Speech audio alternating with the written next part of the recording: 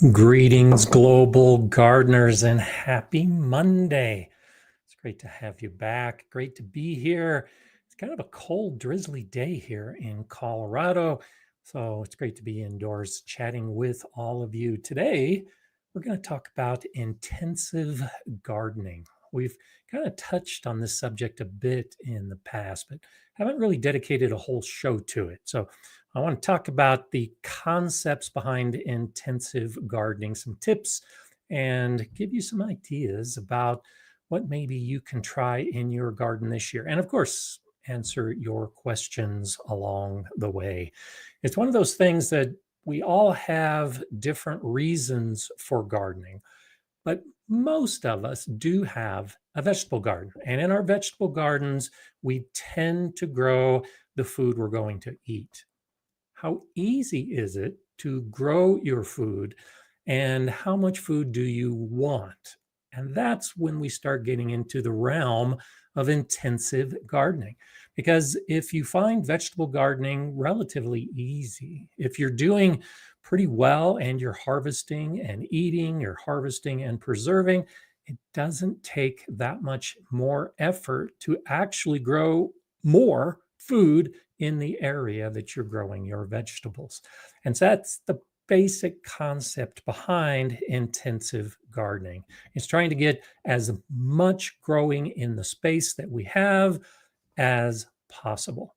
And it really goes counter to some of the guidance we have from seed companies. So for instance, I have a package of cucumbers. This is a Space Master 80. It's intended to be a compact, bushy plant that won't take over the garden.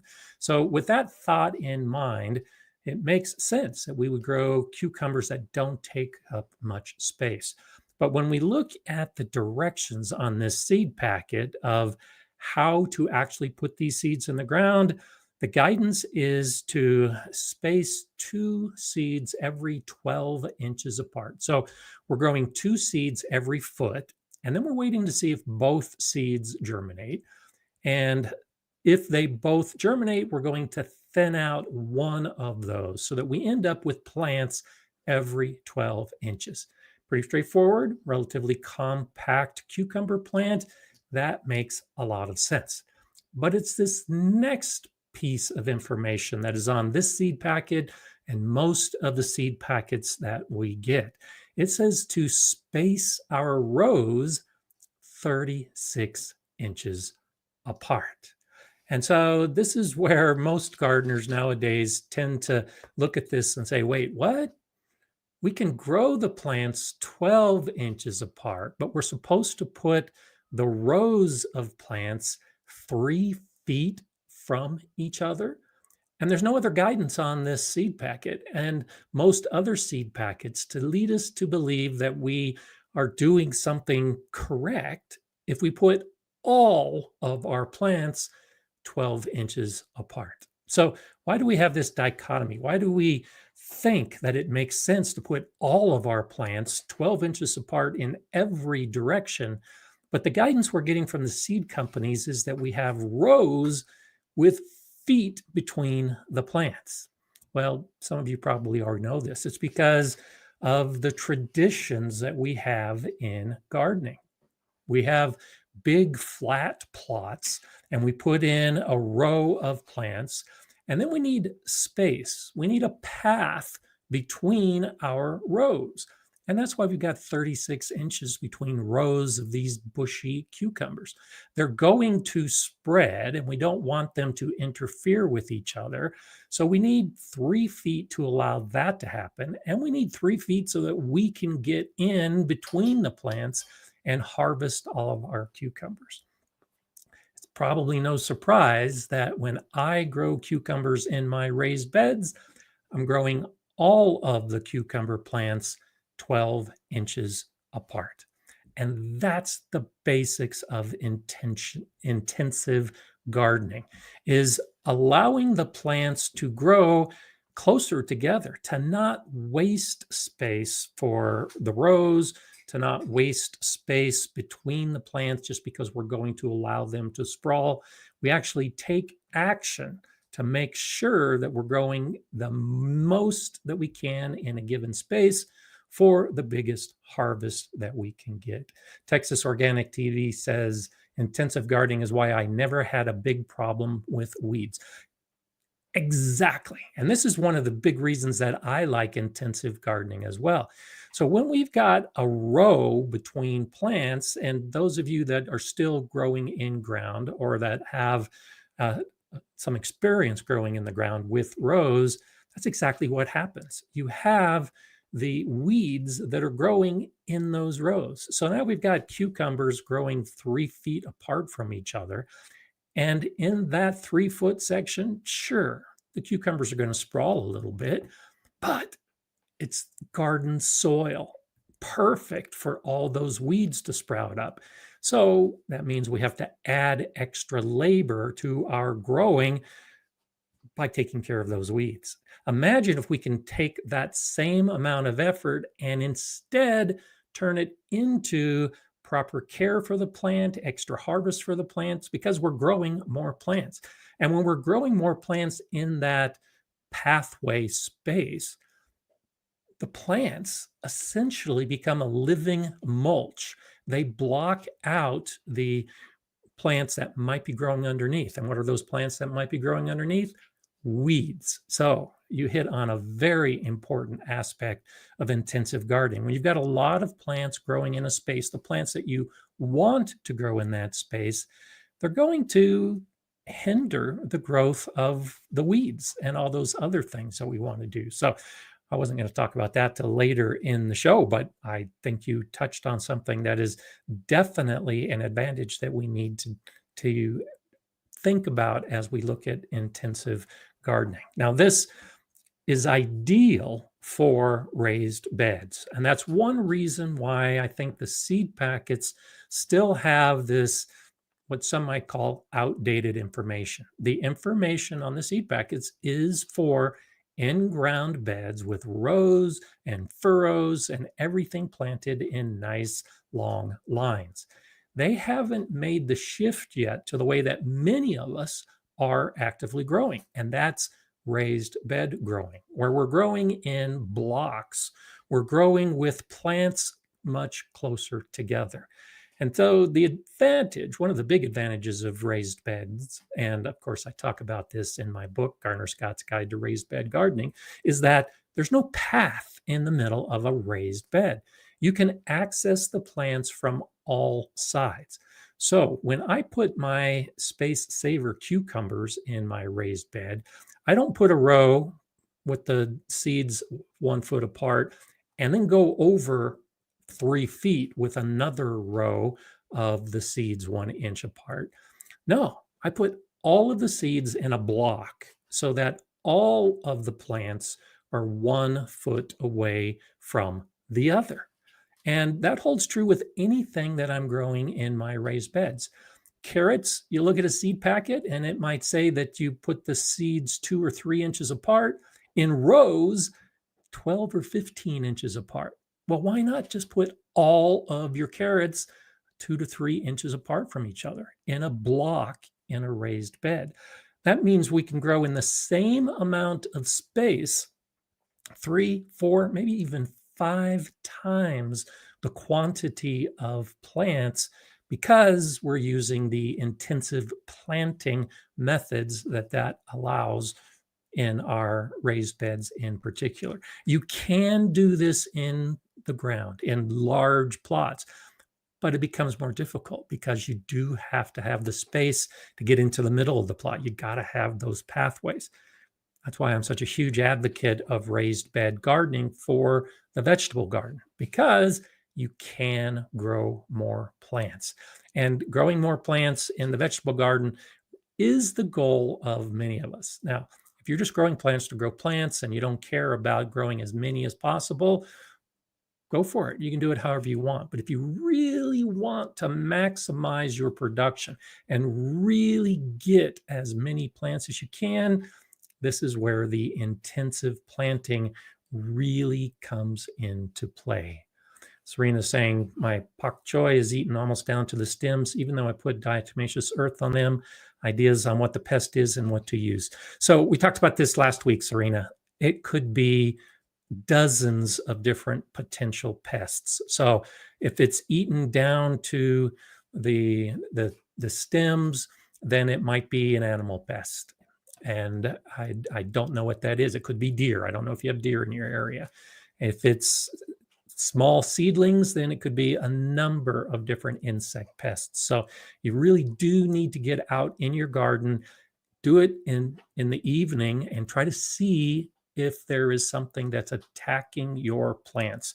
And then you got to look at the damage on your plants and do a search online to see what that damage corresponds to, because the bite of a deer looks different than the bite of an aphid, for instance, on the plant. So there are so many thousands of things that could be eating the plants that I can't even begin to guess what might be eating your plants. You're going to have to do some of your own detective work on this, like we talked about last week, to try to make it work to the best you can.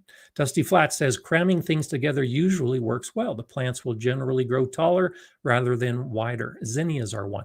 Excellent point. And so while the focus on intensive planting tends to be in the vegetable garden, you're exactly right. When it comes to the flower garden, we can do the same thing. And I do that with my zinnias as well. I've got dozens of zinnias growing at any given time in my pollinator garden. And they're growing pretty close together because I sprinkle the seeds and I let them sprout. I let them fight for dominance between each other, because the zinnia does grow on a tall stem. Recognize that there is a minimum to how well the plants will grow as far as the minimum space required. So when we look at something like a cucumber and we say that they can grow 12 inches apart, that's a good target. You could probably get by with those same cucumbers growing 10 inches apart, maybe even 8 inches apart. Holds true in the flower garden as well. If we're putting our flowers in 2 feet apart, as is often recommended on a seed packet or on a plant tag, well, think about why that is recommended. It might be the plants are recommended, for instance, daylilies that I'm planting currently, say to put in the ground 3 feet apart. Well, the daylily plant that I'm putting in the ground doesn't need 3 feet to grow. The roots are relatively shallow and it doesn't require that much space. It's looking into the future that daylily plant is going to grow and spread and take over the space. And to allow that to happen, you want to give 3 feet between your plants. If you're planning on dividing your daylilies before then, you can put them closer together. Or if you just want a quick burst of color in the garden, you can put them even closer still. And so that holds true with a lot of the flowers that we're growing. If you're growing a cutting garden and you want to be cutting the stems of your flowers to put in vases in your house, you might want to grow those flowers closer together to encourage some of that vertical growth as they're competing with each other. So the idea of intensive gardening holds true across most types of gardening. Trees even. I'm growing my fruit trees 12 feet apart, anticipating the spread of the branches when they get to the full size and how I'm going to prune them. But I could have 3 trees growing from the same hole and intertwine them up to actually form what looks to be one tree. Even though it might be 3 different types of trees or 3 different varieties of a tree, I can actually grow them very close together. It might hinder some of their growth, but the roots are going to spread and it's going to be able to support, the soil is going to be able to support the growth of all of those trees. So when we look at these guidelines, the recommendations for how close to put our plants, most of that is based on average conditions, average use, and the average growth of those plants. we can intensify that.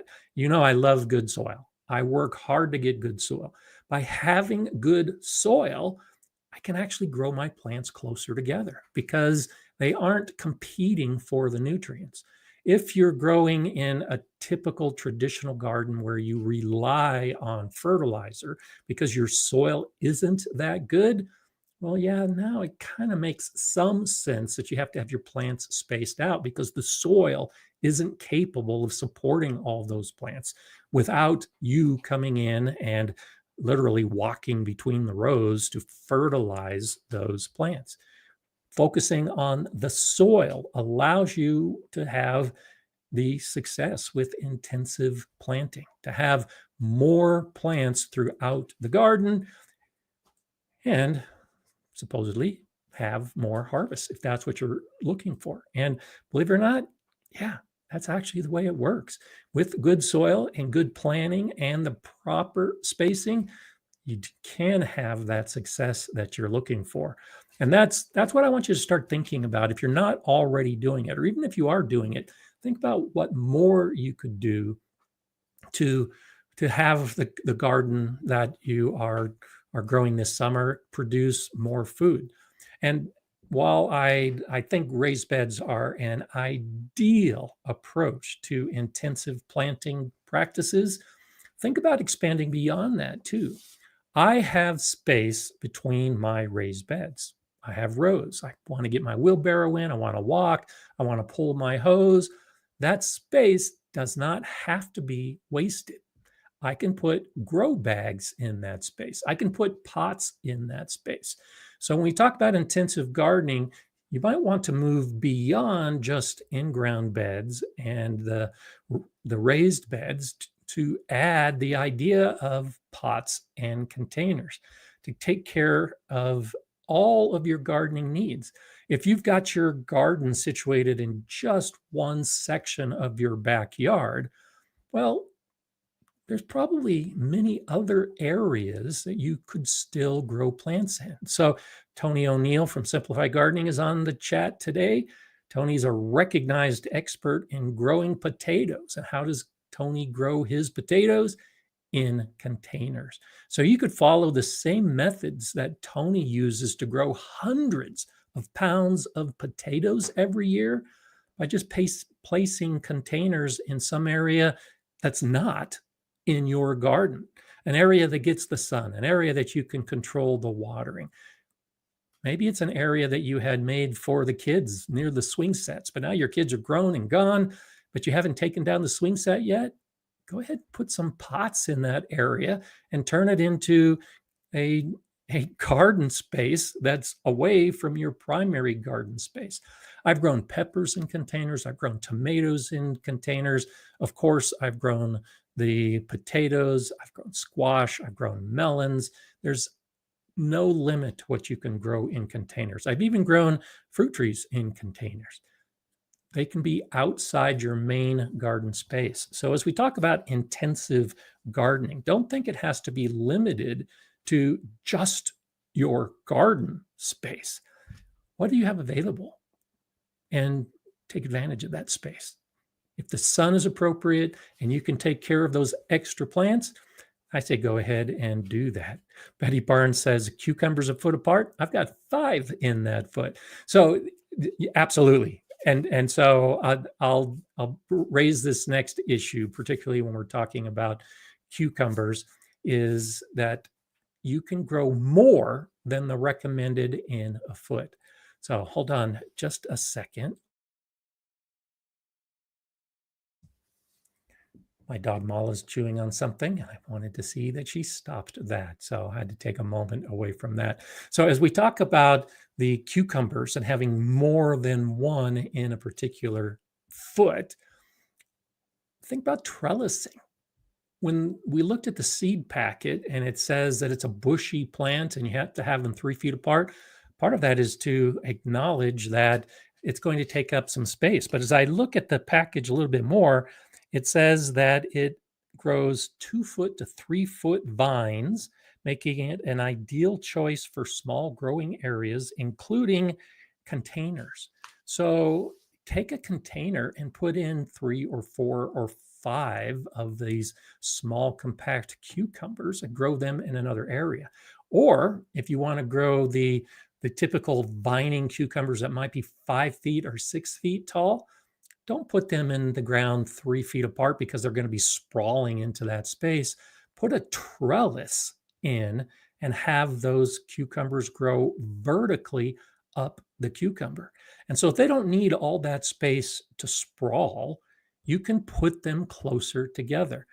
When we don't have a trellis, we need to space the plants so that we have enough sunlight, we have enough nutrition, we have enough water to support all those plants. When you grow vertically in good soil, it's a piece of cake. And so I typically put my cucumbers about 8 inches apart, sometimes 6 inches apart, but depending on the cucumber. But yeah, definitely closer than the recommended 1 foot that comes from the seed company.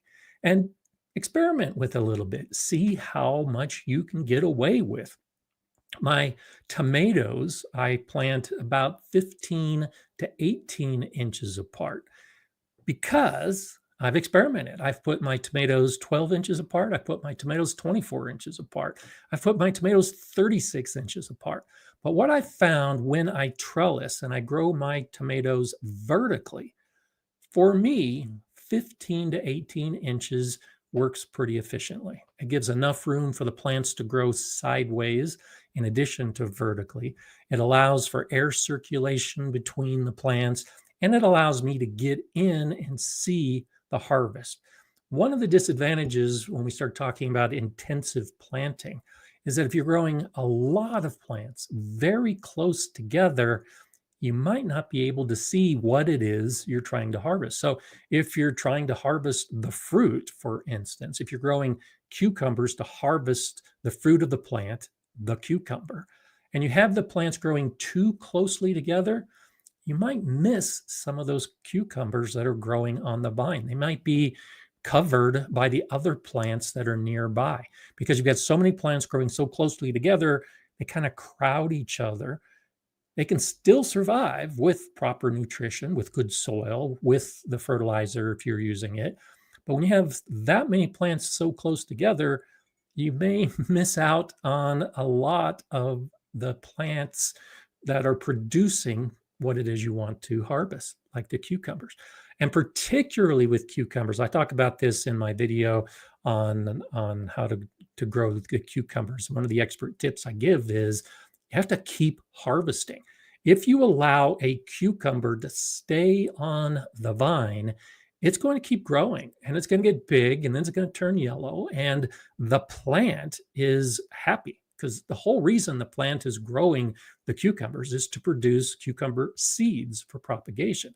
Well, once it has a single cucumber on that plant reach that point where the seeds are being produced and ready to propagate, the plant really kind of says, okay, my job's done. And it produces fewer flowers, less fruit, and it becomes counterproductive for you as a gardener to allow those cucumbers to develop to that point.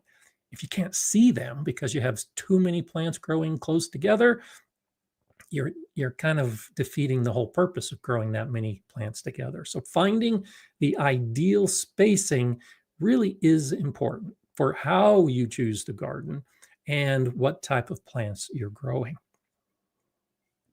And so when I grow my cucumbers 8 inches apart up a trellis, it's because that gives me the space I need to be able to see the cucumbers that are developing and to be able to get in there and take care of them. So that's one of those kind of things that, sure, intensive gardening is a great idea, but you're probably not going to be completely successful with it in your first year. It's going to take a little bit of time to experiment, to try different methods, and to find out just exactly what it is that you need to do in your garden to have the most success with it. And once you do that, then you can go ahead and continue on to experiment with other plants. Serena's asking, do I have any monoculture farms near me that use chemicals to control pests? No, I don't. I don't live in a farming region at all. So in my part of Colorado, the nearest farm is, I don't know, maybe 50 miles away. So no, I don't have anything. And as far as chemtrails are a myth. And I was a pilot flying many years in the Air Force at altitude. Chemtrails are a myth when it comes to your concerns about what might be happening in your garden.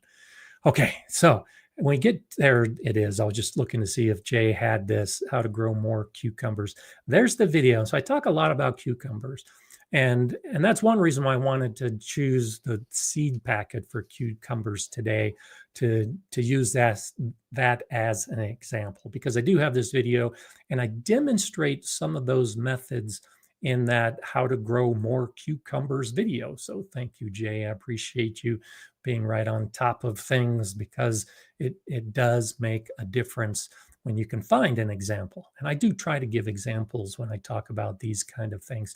And a lot of my tomato videos, I talk about it as well in being able to grow. Now, with the trellising, and I have a video on this as well, growing tomatoes sideways. And so I grow all of my tomatoes up a trellis, but in my fenced in area, my square garden, I have the tomatoes growing up wire welded fencing. That is the edge of that area. And I grow them vertically. When I talk about growing plants vertically, I don't necessarily mean a single stalk or a single vine growing up, and that is all the plant grows. I still have my tomatoes growing 15 to 18 inches apart, growing vertically up this fence. But then I allow the side branches to develop. So on a tomato plant, I'll have a single central leader, and then I'll prune to have 2, 4, sometimes 6 side branches that are growing horizontally across the trellis. And I allow some of those branches to cross each other. So I see this every year, and it often confuses me, because I'm allowing these side branches to grow. I will be near one tomato plant and I'll go to harvest it, and I'll see a completely different type of tomato right in front of me.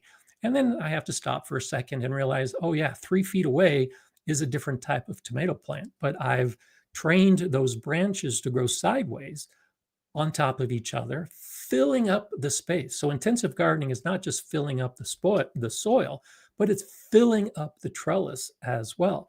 And so I'll be growing a small red cherry tomato, and in front of me will be a large orange slicer tomato.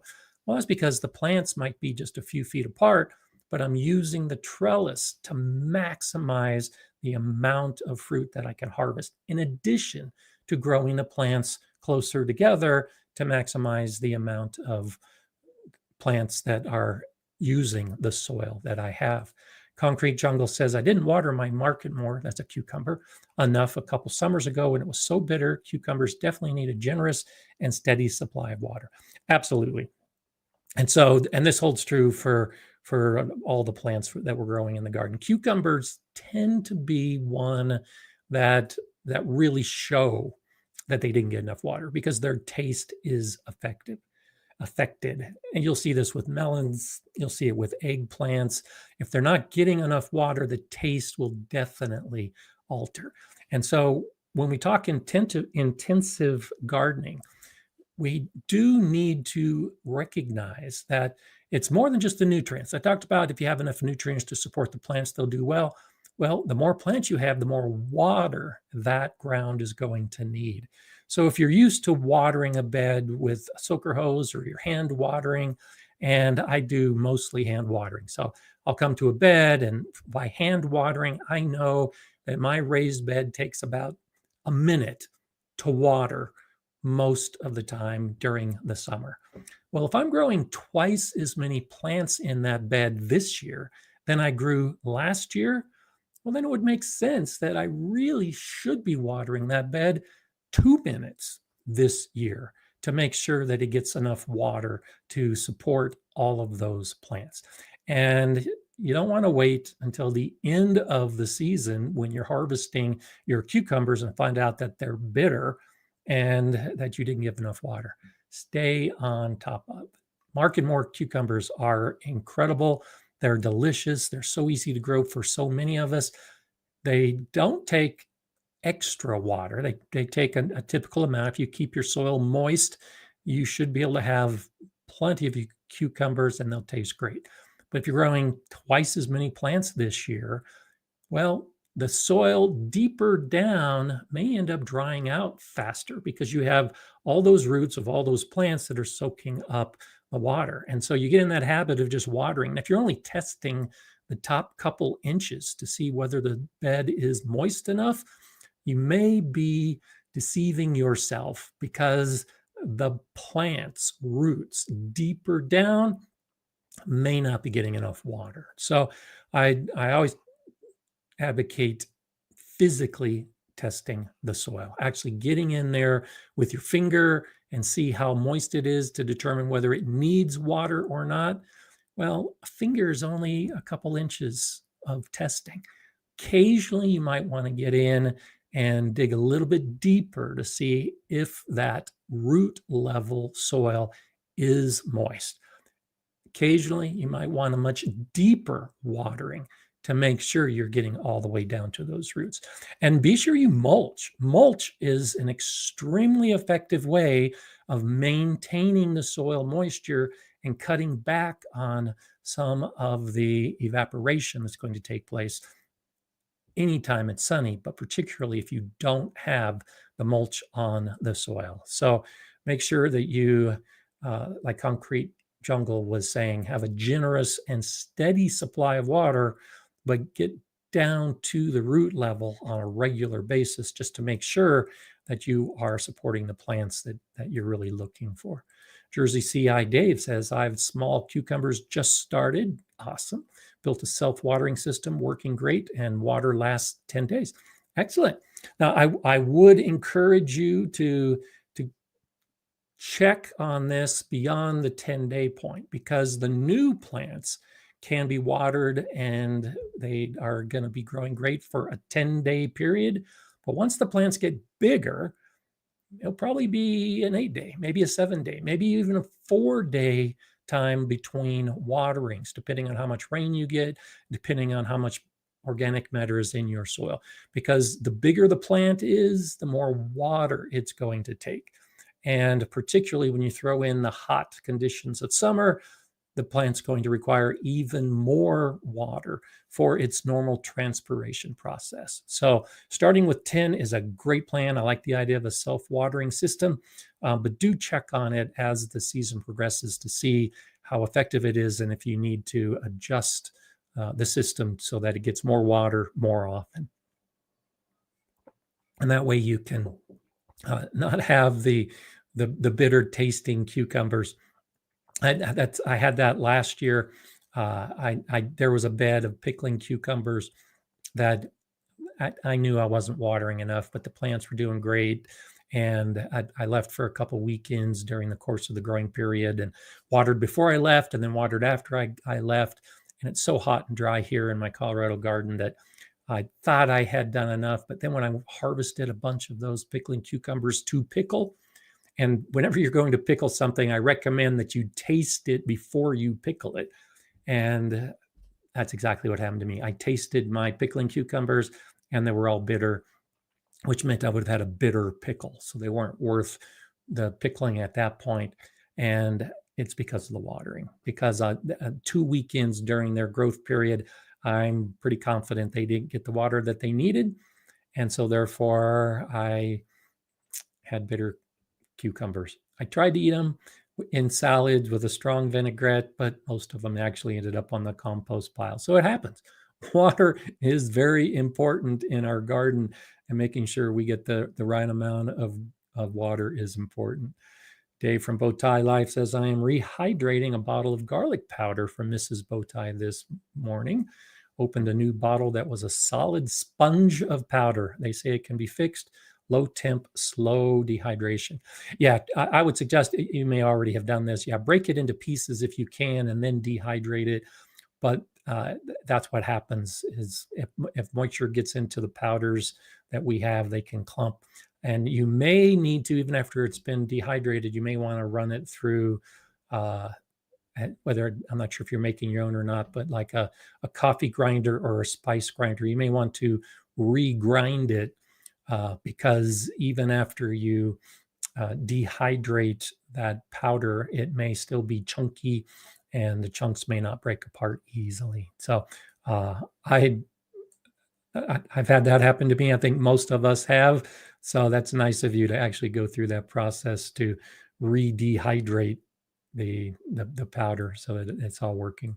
Dwayne is saying, hello, Scott and everyone. Happy Memorial Day. In Canada, we have Remembrance Day on November 11th.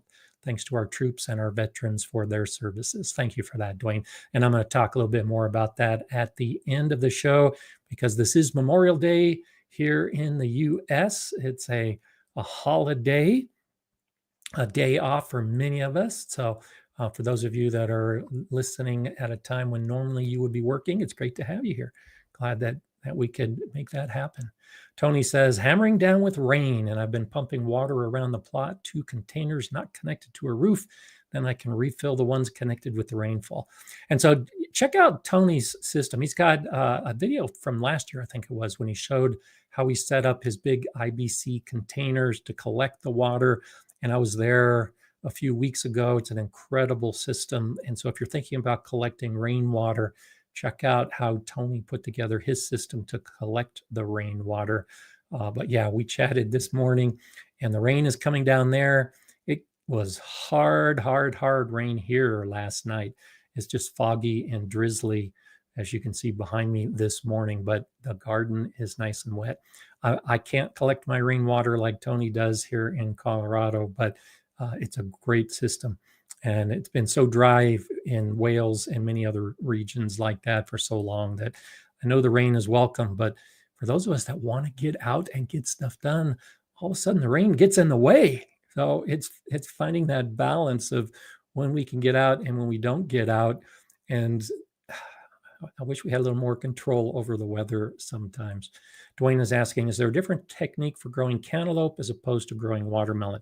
So basically the way you grow any type of melon, be it a cantaloupe or a watermelon, is essentially the same. When we talk about intensive gardening, one of the things that you can do that becomes easier with something like a cantaloupe is to use a trellis. And so I use trellises for many of my melons. My season isn't long enough to grow the big watermelons, but I grow my melons closer together, just like I do my cucumbers and my tomatoes, and I grow them vertically. I actually use my cattle panel hoops over my melon beds, and I'll grow the melons vertically up through that cattle panel, which is a very strong steel. And then I train the melons to grow on top of and then to the side of my hoops. And so I can get a lot more in a given space. I can do that with the smaller melons because they don't put as much strain on the stem, on those vines. So that would be a key difference in a technique of growing a smaller melon like a cantaloupe versus a larger melon like a watermelon, is you do have that opportunity to grow vertically. You can grow watermelon vertically, but then you need to support the melon because it's going to rip away from the plant. And even some of the bigger cantaloupes, you might also want to have some additional support for the fruit itself. But that would be the biggest difference in technique that I would say, is whether you grow vertically or grow horizontally. The rest of it is pretty much the same as far as choosing a good, well-draining soil, lots of sun, and then training the vines in the direction that you want them to grow. So when I grow my melons, I'm training them so that they're not interfering with each other when I'm growing them in the ground, or if I'm allowing them to grow across a raised bed. Same basic concept. You can train them to grow vertically and get more plants and more fruit growing in the same space. So consider that as an option. and it might be something that you can find that you're growing more than you were previously. And I think for those, especially for us, last year, I grew some small melons in a raised bed, and I had a ton of melons because I was using that kind of system. Because my season is so short, and as big as my garden is, my space is limited because I want to grow so many things. I was able to grow a whole bunch of melons in that bed because of the way I was growing.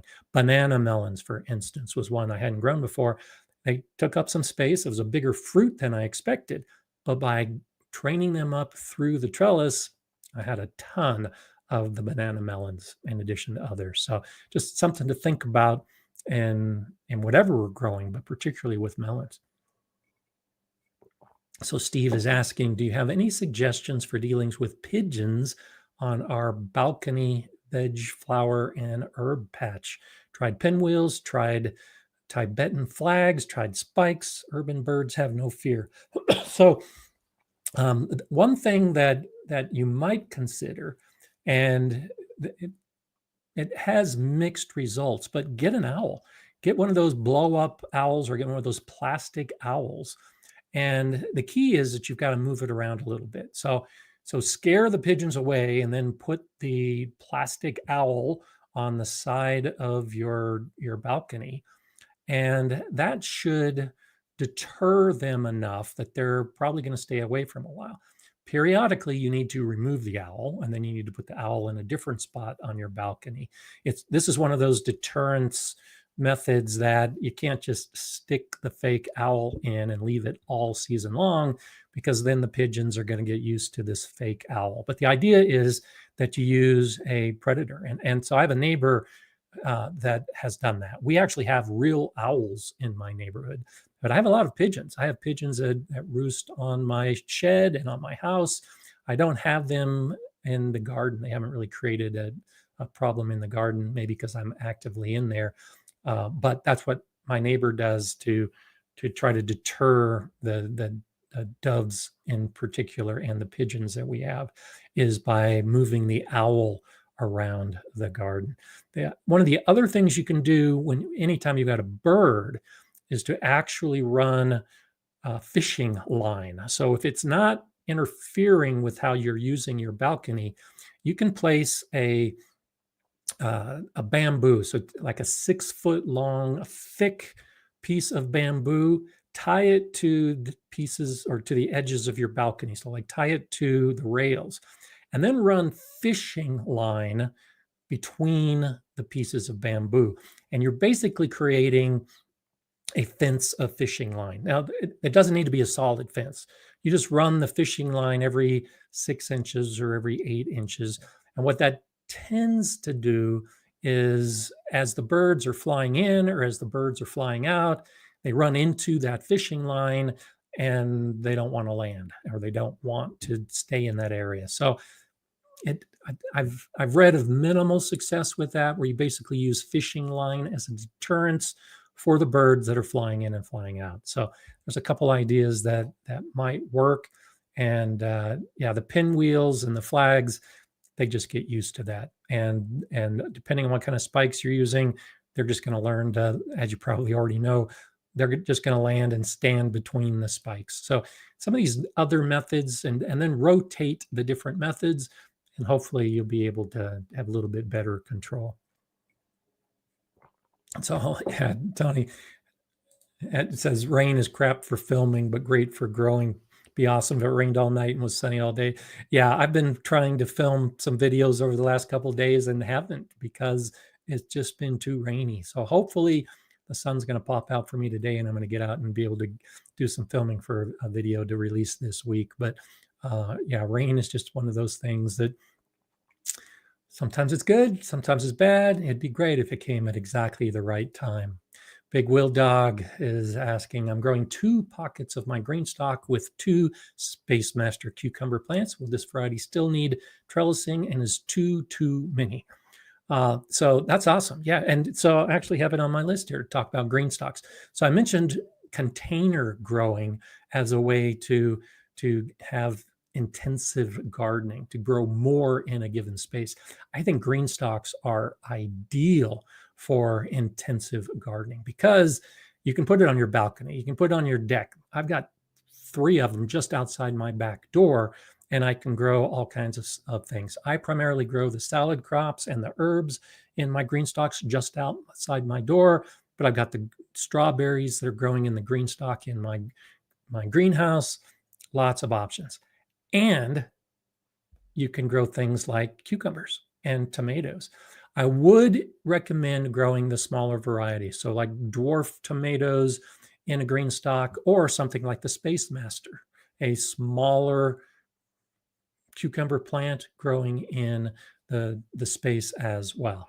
And yeah, they can be quite successful depending on how many you or how much fruit you want to harvest. That's when you start getting into the too many. So if you don't already have them, GreenStalk has some trellis hoops that you can put on the outside of the green stalk to help direct the growth a little more vertically. And so you could have an entire green stalk tower filled with cucumbers. I would probably allow a little more space. So I don't know that I would put a cucumber plant in every single pocket on a level. So there's 6 pockets in each level, each tier of a green stalk. So I might do 3 cucumbers on one tier, and then in the space in between, grow something like basil or lettuce, something that might have more of a shallow root system, so that the cucumbers are using most of the soil in that level. So I wouldn't say 2 is too many, but it comes down to how many cucumbers you were planning to harvest and how much space you wanted to take up in your green stalk, because that plant is still going to grow 2 to 3 feet tall, and you're going to need to direct that growth somehow. So look into the circular trellis system that the GreenStalk has to help direct that growth, and then also consider choosing the plants next to the cucumbers that would give you other options, so they're not crowding each other out too much. And then let us know whether you wished you would have grown more, or whether 2 were too many. You know, whenever it comes to too many plants, and especially when we're talking about intensive gardening, it's hard to have too many. Yes, there is that point when you have too many growing for the space that can support it. But each tier of the classic green stalk system is enough to support at least 3 cucumbers. Not only the space, but the amount of roots that are going to be growing within that soil. So too much is one of those things you have to experiment with to find out just exactly at what point you've reached the too much level. Paul is saying, I've become aware of the Garden Tower 2 vermicomposting vertical tower. Have you tried one yet, or have any opinions of it? So I've seen that, and I do have some opinions on it. So when we talk about worms, and here, I'll give a task for Jay. So I have a video on earthworms, and because it talks about the different types of earthworms in our gardens. And there are basically 3 different types of earthworms that we are seeing whenever we're growing our plants. You have the one type that is the deep burrowing worm. So it's the night crawler. It's the kind that is big and thick, and it burrows deep into the soil. Most of the earthworms that we see are kind of the middle-size earthworms. Those are the ones we see in our garden. And, they're the size of, the length of your finger. They might get as thick as a pencil, but most of the time they're going to be much narrower than that. And then the third type are smaller worms. And those are the type that are typically used for vermicomposting. So those big worms, like the night crawlers, are burrowing very deep. Those middle-sized worms are burrowing a few feet deep, but up to the surface. So that's why we see them around our garden plants. But the vermicomposting worms, like the red wigglers, they're only living in the top 3 inches of soil, which is why they're so effective in bins in our basement, like I've shown in some of my videos. They don't burrow deep. They stay near the surface, and they're eating whatever food they can find. So when we have an earthworm bin and we fill it with whatever the food is, kitchen scraps, decaying matter, and we put that in, they're living in that space, in that top 3 inches or so. So when we have a tower that is set up with a central core that we're going to put the earthworm food in, and then we're going to introduce the worms, I've seen nothing that says that those earthworms are going to find their way down to the bottom of that tower.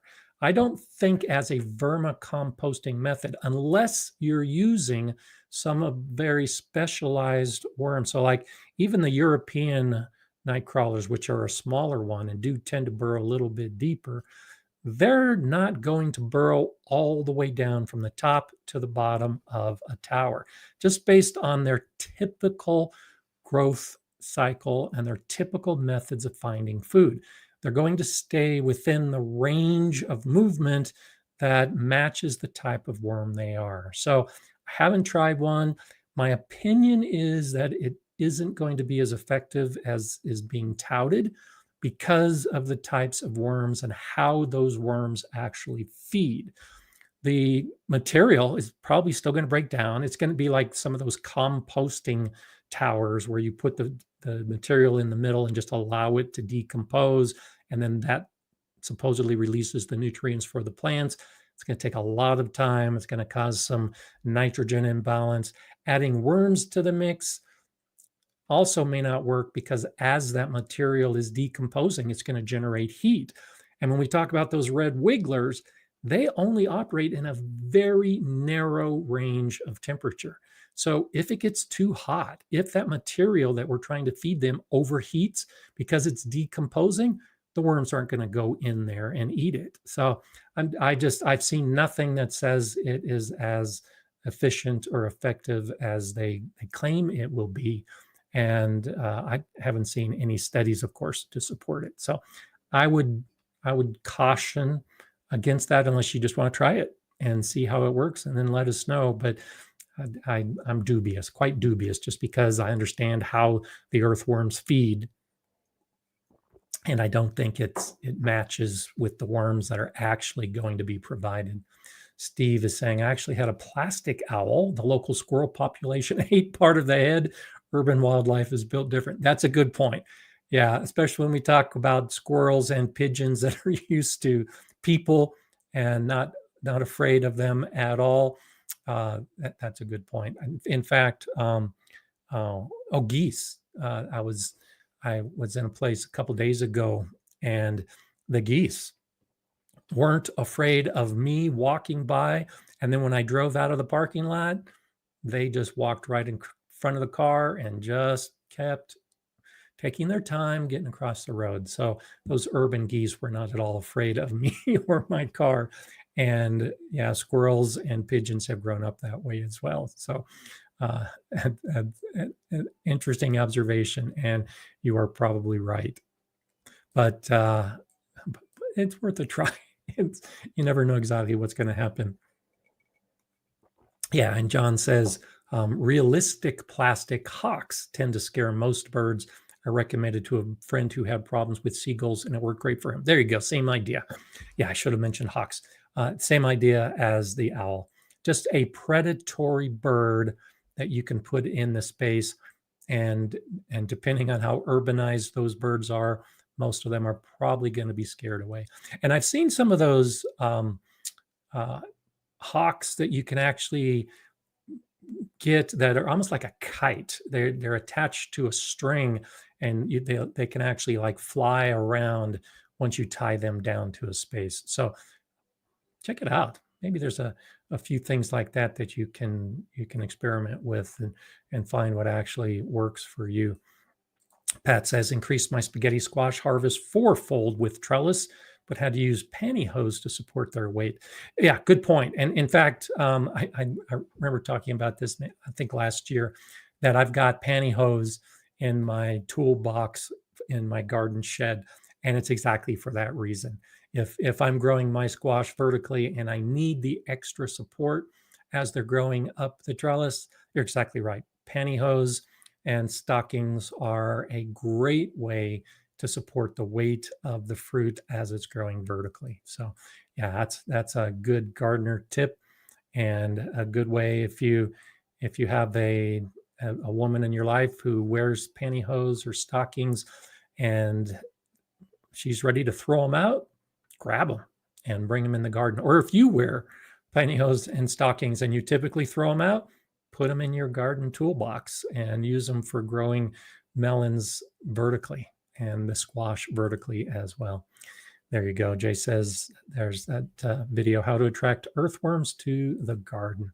And I talk about all the different types of worms and how to bring them in. So I love worms in the garden, but understanding how the worms move and what they eat makes a difference. So the idea of trench composting, for instance, where you have a trench in your garden and you put all your kitchen scraps in it, same basic idea as a vertical tower doing the same thing. The worms are going to find that space and the worms are going to eat some of that material, but they're not going to eat the raw material. They're eating the edges that have already started decomposing, or they're eating the bacteria that are decomposing that matter. So the earthworms are generally not eating the banana peel, or they're not eating the rotten tomato that we put in. They're eating the things that are eating the tomato or the banana peel. And that's something to keep in mind as well whenever we're doing trench composting or a tower composting with worms, is just understanding what it is they eat.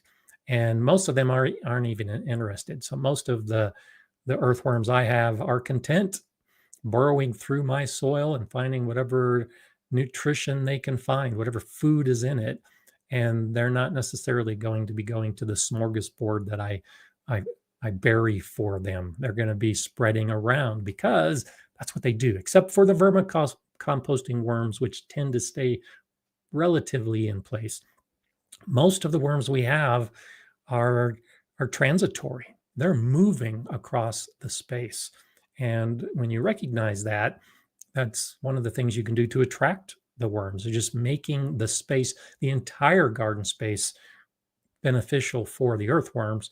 And then you're going to attract them and you're going to have a ton of them. So that's something to see. Yeah, Jimmy wants to see me at a store buying pantyhose. Remember I said you have that woman in your life that gives you the pantyhose that has the tear in them. I'm not going to buy brand new pantyhose to use. I want to use the stuff that is ready for the garden and not spend any money at all on it. That's the approach I like to take. So thank you for that suggestion.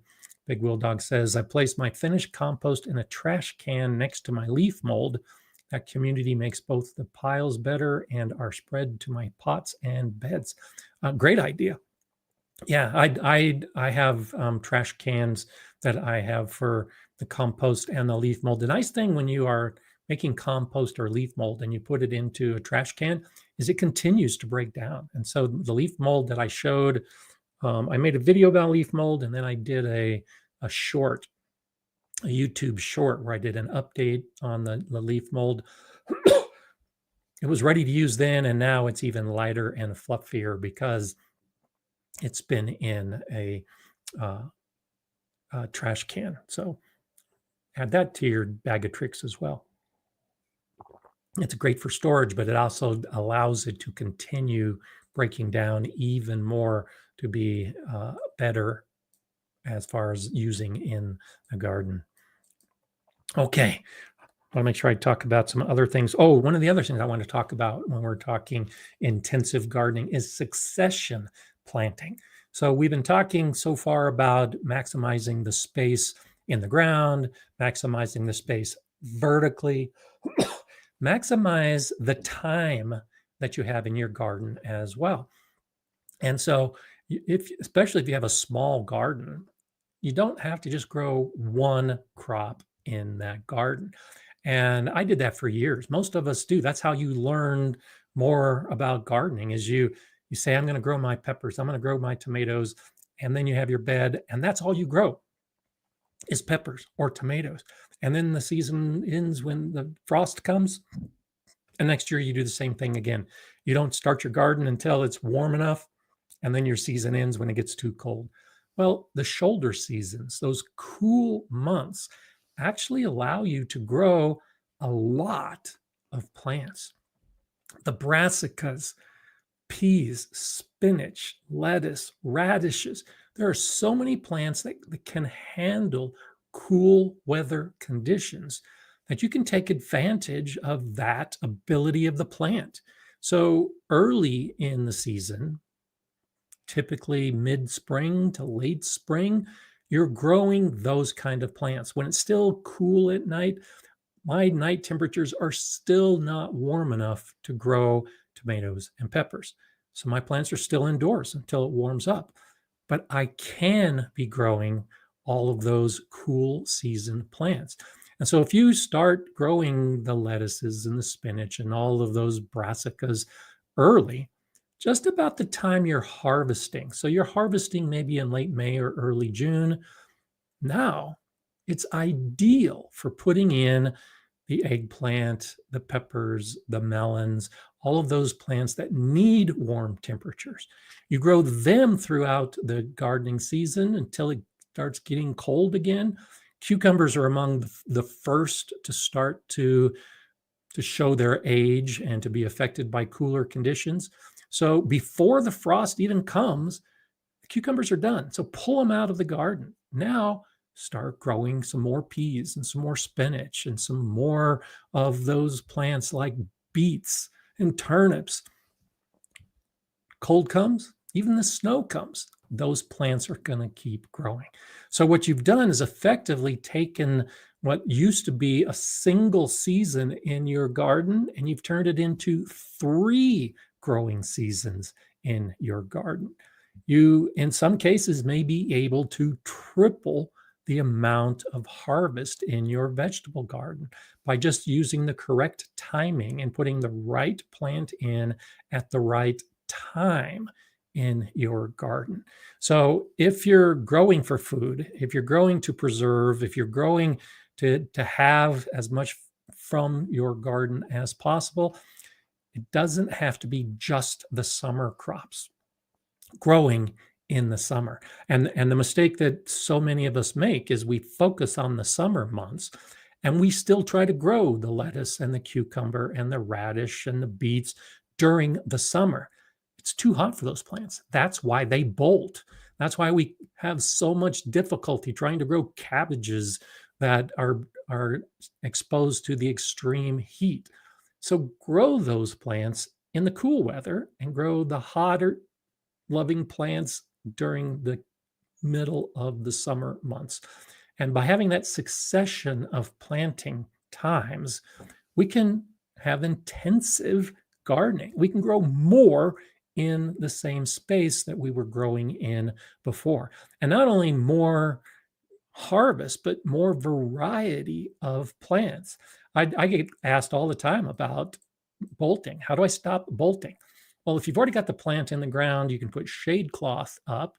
You can try to reduce the temperature that those plants are being exposed to. But really, the answer may be don't put those plants in the first place at that time. Don't try to grow those plants that are going to bolt during the period of time that they will bolt. Instead, extend the calendar of your growing time to be able to take advantage of the early growing plants and the late growing plants and really get intensive harvests throughout the growing season. Now, I talk about my growing season being about 120 days long. Well, it's about 120 days for me here in Colorado from my last frost date in May to my first frost date in September, October. And so 120 good days. Technically, it might be 134, but I give myself a little bit of buffer on the front side because of weeks like this where I should be planting theoretically because my last frost date was last week, but the nights are still too cold to put the plants in the ground. So for me, 120 days is a good time for me to plan my summer garden. But when I look at the number of months that I have from when the soil can actually be planted in April, when my soil begins to thaw, typically my soil thaws in March, early April. Well, instead of waiting until the first week of June, like I have to this year to put my tomatoes and peppers in the ground, I can start growing the beginning of April and have all of April and all of May to grow those cool season plants. They're out of the ground, harvested. Now I put in all of my non-bolting plants, the plants that love the summer heat. And when my season ends at the end of September, the beginning of October, it's okay because I've already put in the plants that are going to be growing into October and November because they could handle the cool temperatures. So when you talk about intensive gardening, expand your calendar and you really can get to the point where you might be able to garden many more months and not just be focused on those few months when we seem to try to do all of the work that we're going to do. Mike Carrillo, hello to you, says, did you ever figure out how to sell autographed books? So I can sell autographed books. And what I've resisted, and if you, Mike, or anyone else is interested, you can send me a note to Gardner Scott at gardnerscott.com. But I just thought it would be too expensive because I would either have to sell you the book and then send it to you, and you would have to send me the payment, or you would send me your book and I would sign it and then send it out. So I'm willing to do that. It just, with the shipping, it means that you're going to be paying more for the book than if you just bought the book without my autograph. So if you really want my autograph, yeah, let me know. Send me a note to Gardner Scott at gardnerscott.com, and we can chat to talk about which method you would prefer. But I don't like the idea of charging more for my book than what you can buy your book for, just because it has my autograph in it. And maybe I'm being a bit naive about that because I don't want to charge for my autograph, but basically I would have to charge for my autograph because of the shipping costs. So you can follow up on that, Mike, if you really want to, and then we can figure out what we can do beyond that. John is saying, is it too cold where you are to overwinter hardy cabbages, etc.? Oh yeah, it's definitely too cold. So when you start dropping below 28 degrees Fahrenheit, which is about -2 Celsius, many plants begin to experience cellular damage. There are some, like cabbages, that actually grow differently, and they, depending on the cabbage type, can actually handle even colder temperatures. But when we get down to about 18 degrees Fahrenheit, about -8 degrees Fahrenheit, there are very few plants that will continue to actively grow. The damage just becomes too much. And my winter temperatures actually get down to -15 Fahrenheit, -26 Celsius. And that freezes solid even those plants that kind of have that natural antifreeze like a cabbage in it. It's just too cold. So there is nothing that I can grow in my garden that can sustain those extreme temperatures. Now, I could grow a cabbage and overwinter it if I covered it and protected it from the extreme cold and basically worked to keep the temperature right at freezing. And you can do that. You can cover a plant with hay or straw or burlap, and that tends to keep the temperature closer to the freezing point because it's not exposed to that extreme air. And throw in some snow. Snow is great for maintaining a pretty consistent temperature of freezing, but that takes too much effort, and that's not something that I'm actually interested in growing the hardy cabbages, because the other aspect of it, particularly with my raised bed growing, is that the ground freezes solid. So you can grow a lot of those hardy plants, those hardy vegetables, until the ground freezes, and then the roots freeze, and then the plant goes dormant. And that's the other stage. So if I were able to keep the entire soil and plant from getting frozen solid, I could do it. I'm just not willing to go to that much effort for a hardy cabbage, but it could be done. It could be done.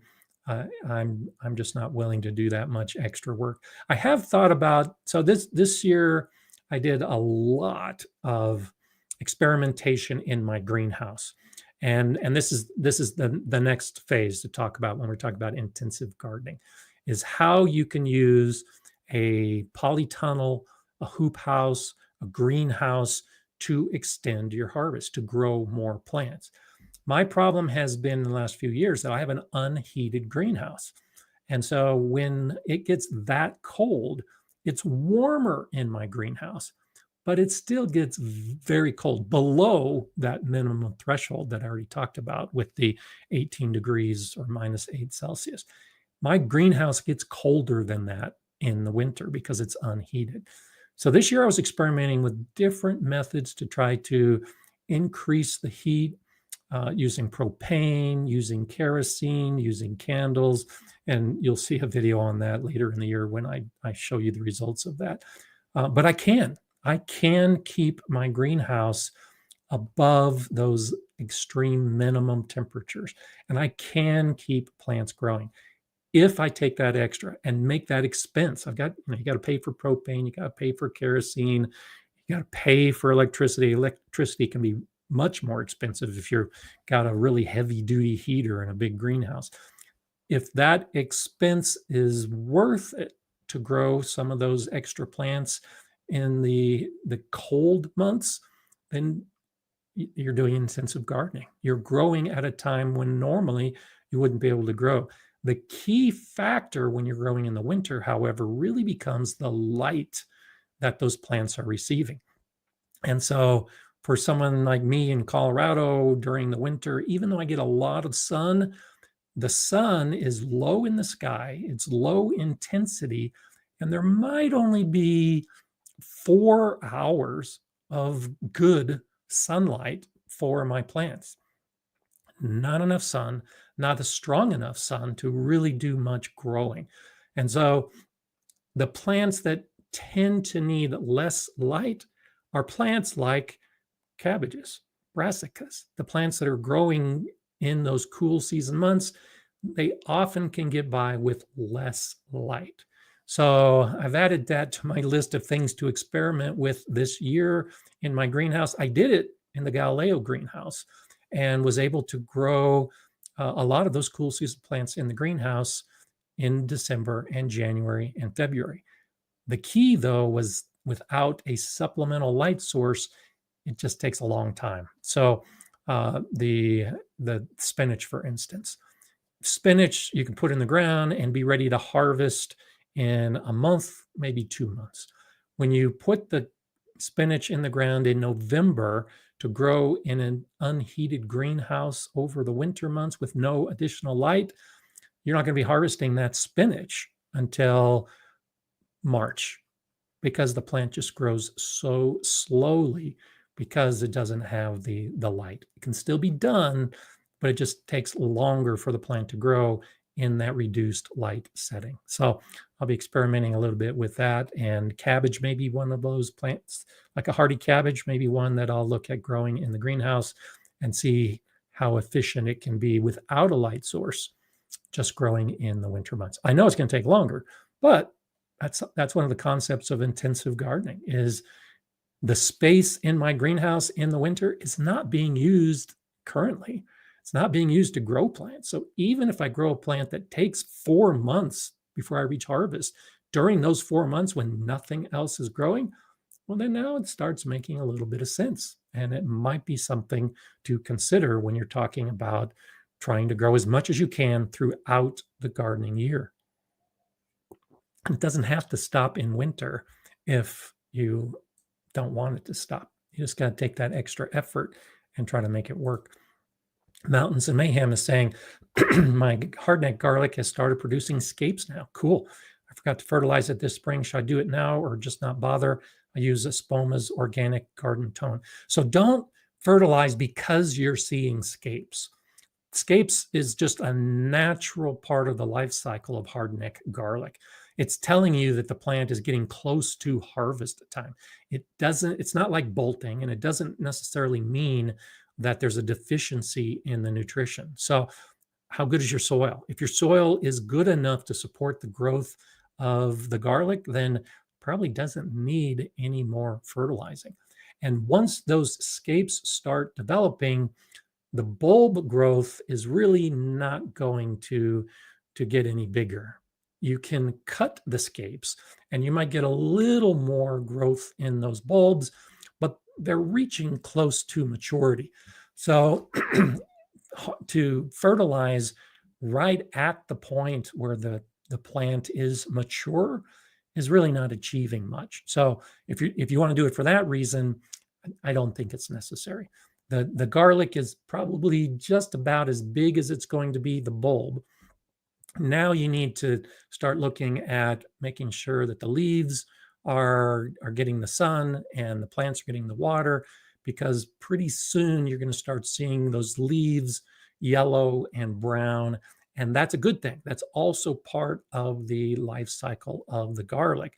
Every time one of those sets of leaves dries, that corresponds to one of the paper layers around that garlic bulb. Each of those paper layers correspond to the leaves that are growing above ground. And so I would encourage that you harvest some of those scapes and use those scapes. The scapes can be delicious.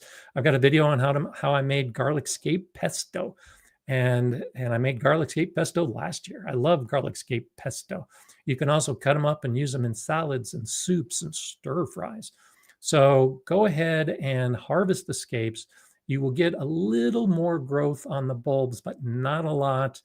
And my guess is, unless your soil is terrible, you probably don't need any type of fertilizer at this point. And when you harvest the garlic, good opportunity to throw some compost in that soil to help revitalize it a little bit.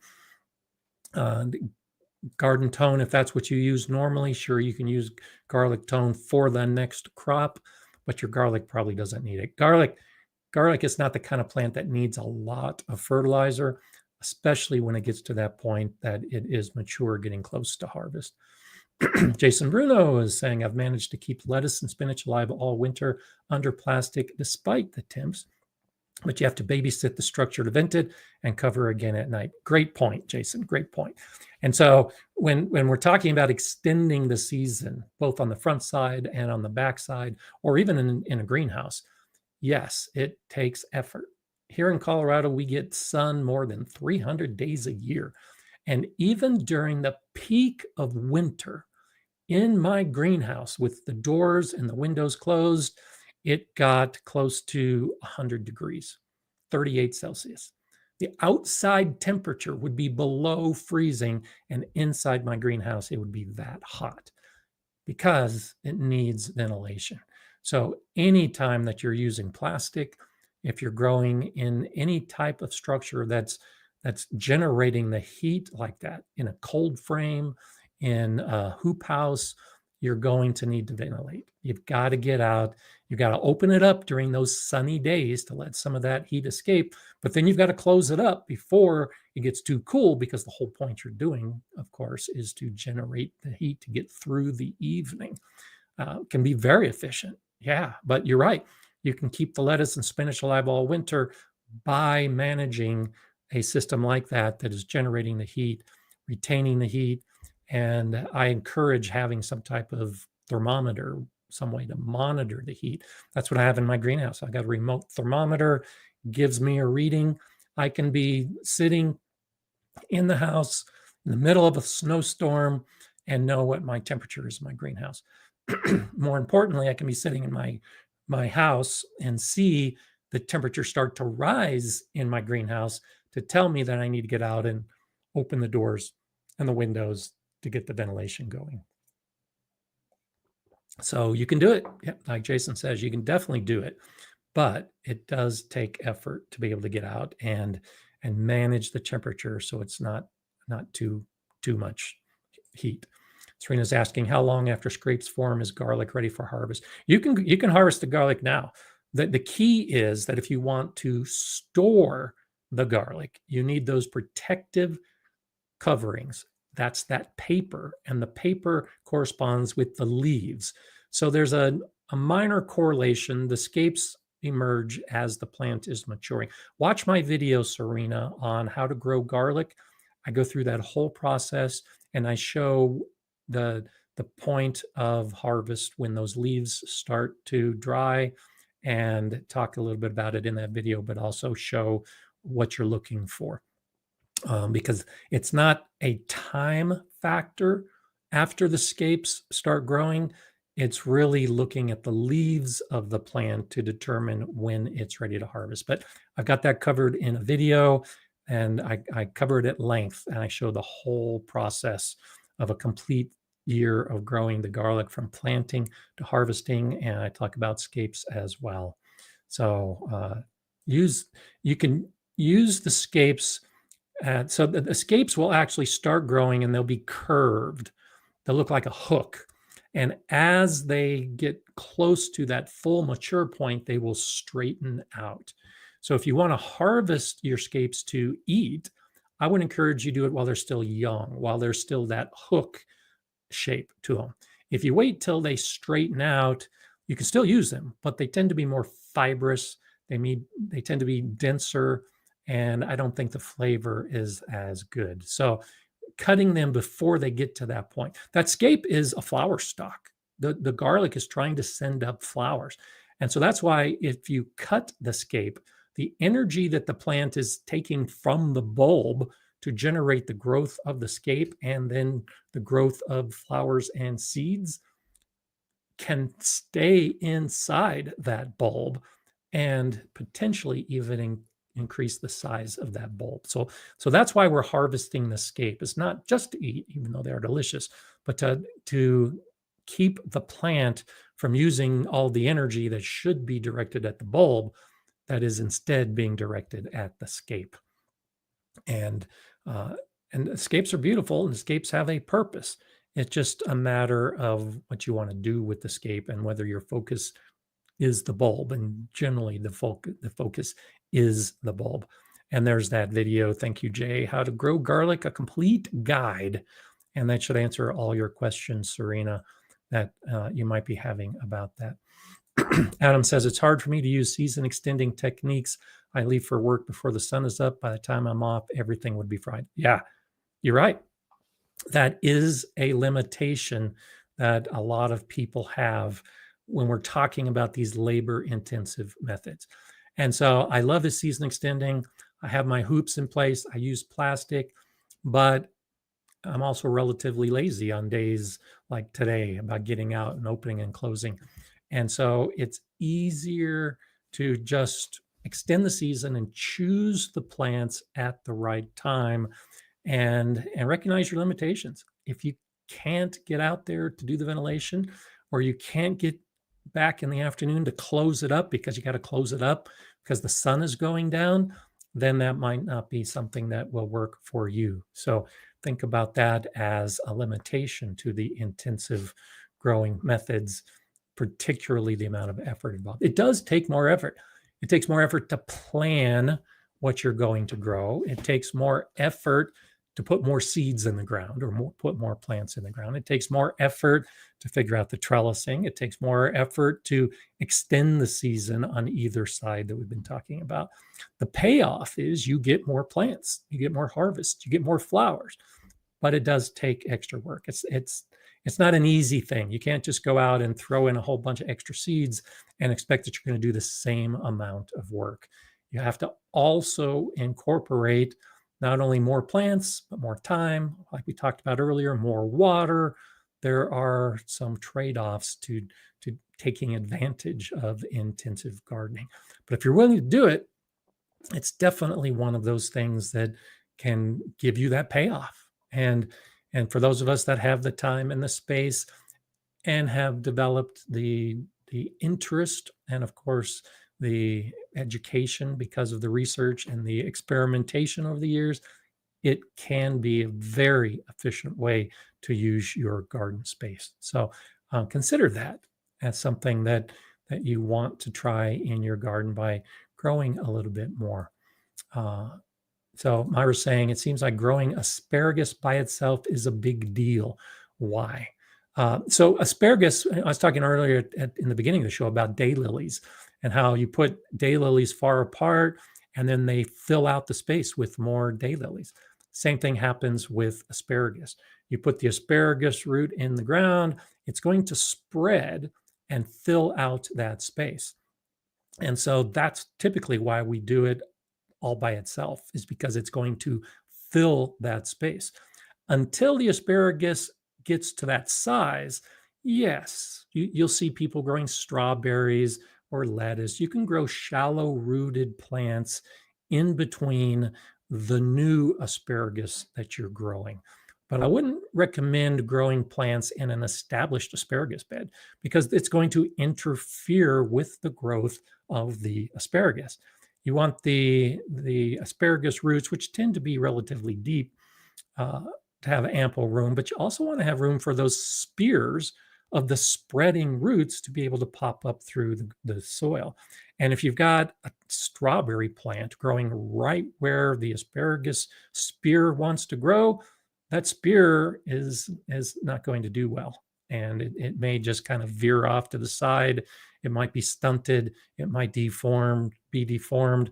But those are some of the primary reasons of why asparagus tends to be by itself. The bed's going to take over and become all asparagus, and you don't want to interfere with that growth much because the whole point of growing asparagus is to harvest the asparagus. If you want to grow strawberries, grow them in a container someplace else. Grow them in a different bed. Same basic idea that we've been talking about today. Find other ways to grow all the plants you want to grow, and then recognize what needs to grow in its own space and not have interference from something else.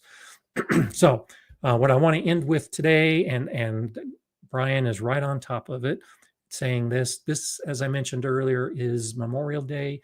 It's a holiday in the United States to recognize the fallen. It is different than Remembrance Day or Veterans Day that many countries celebrate on November 11th. That is to celebrate those who serve. But Memorial Day is more important, as Brian says. This is a day of remembrance for those who gave that last full measure, the fallen, the ones who didn't get to go home, those in the military who served and are often forgotten. Maybe they are listed as a name on a wall somewhere, but today is a day for those of us who want to remember, those of us who have served and who did lose people we knew while we were serving. That's what Memorial Day is all about. And I encourage you to take time to remember. It's easy as a gardener to get out there and take advantage of the Memorial Day sales. And yes, I've done that, but that's not what Memorial Day is for. That's not what it's about.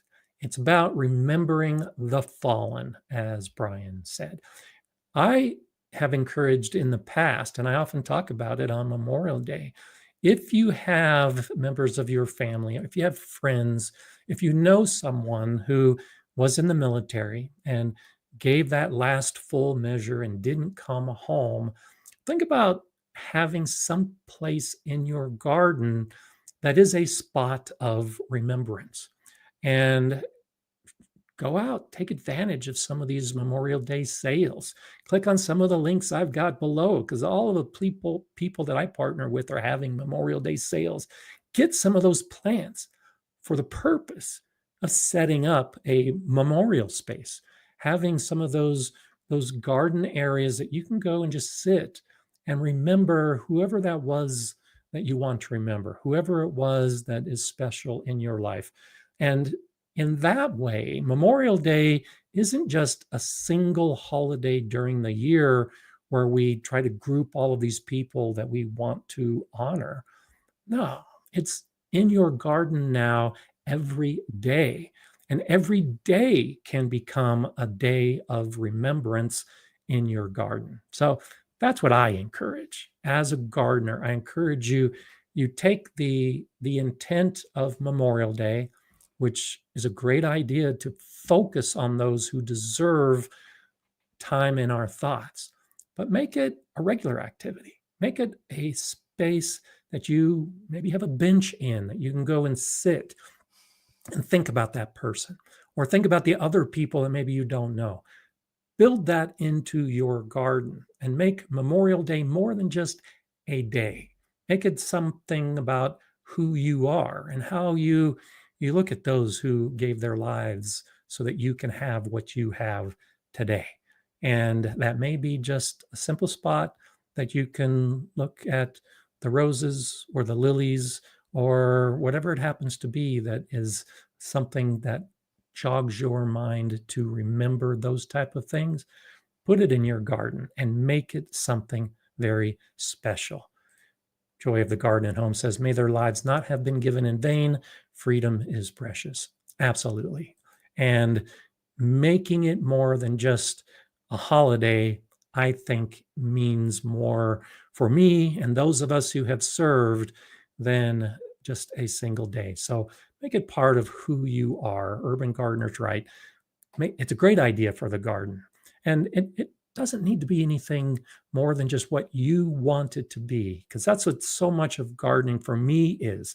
The small spaces that are for me, that mean something to me. When someone walks through, they may look at it and think, oh, well, that's pretty, but its meaning is what I give it. And that's what I encourage you to start thinking about in your garden as you add to it this year. Think about those type of meanings within your garden, especially on days like today. I hope you have a wonderful Memorial Day. I hope you can participate in some of the activities you might want to participate in. And I hope this has made you think of some options you can have in your garden design for you and for others as you move forward. I'm going to be back next Monday to have another gardening topic. Thank you all for being here. I appreciate your time, appreciate your effort, appreciate your support, and I just appreciate this community so much. I'll see you next Monday, same time, same channel. And until we get to that point, enjoy gardening.